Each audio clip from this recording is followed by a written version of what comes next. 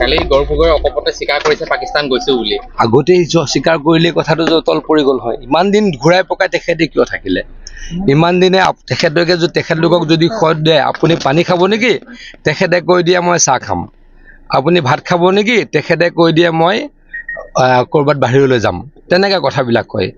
সাংবাদিকসকলে সকলোৱে সুধি আছিলে, হিমন্ত বিশ্ব শৰ্মা ডাঙৰীয়াই সুধি আছিল আপুনি পাকিস্তানলৈ গৈছিল নেকি? উত্তৰবিলাক নিদিয়ে। পাকিস্তানত অকল যোৱাই নাই, পাকিস্তানত তেওঁ বহুদিন আছিলোঁ। তেখেতে বহুত দিন আছিলোঁ। মই জনামতে তেখেতে লাহোৰলৈকে প্ৰথমে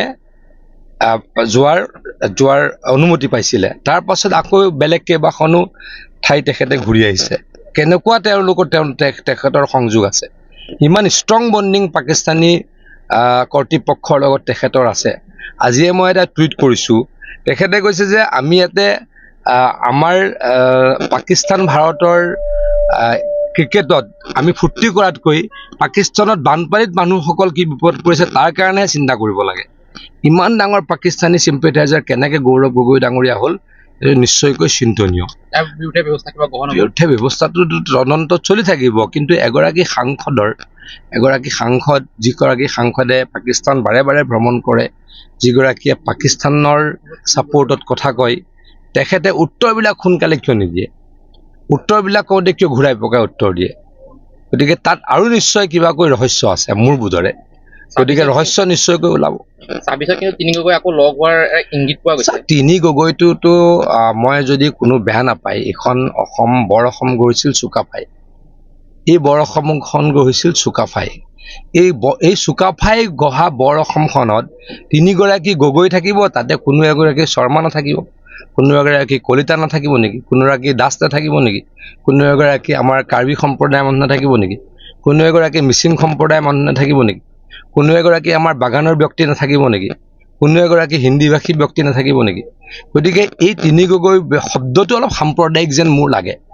যি সাম্প্ৰদায়িক অসম এখন আমাৰ চুকাফা মহাপুৰুষে বিচৰা নাছিলে।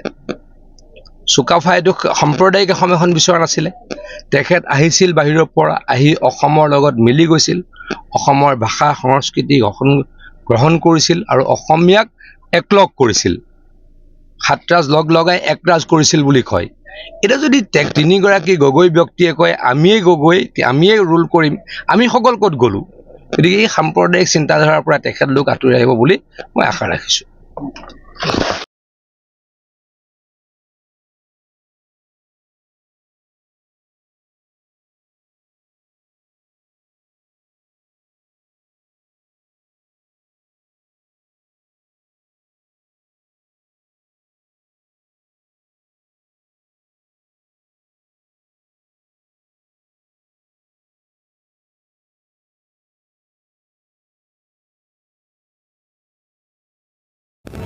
Reporter live.